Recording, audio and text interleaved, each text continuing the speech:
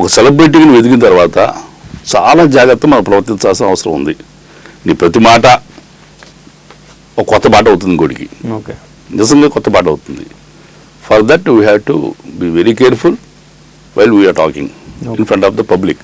అయితే సార్ ఇప్పుడు ప్రకాష్ రాజ్ని బ్యాన్ చేయాలి అంటూ కూడా చాలామంది మాట్లాడుతున్నారు. సినిమాల్లో అసలు అవకాశాలు ఇవ్వద్దు, ఎస్పెషల్లీ తెలుగు ఇండస్ట్రీలో ఆయన తీసుకోవద్దు అని కేసులు కూడా ఫైల్ చేశారు.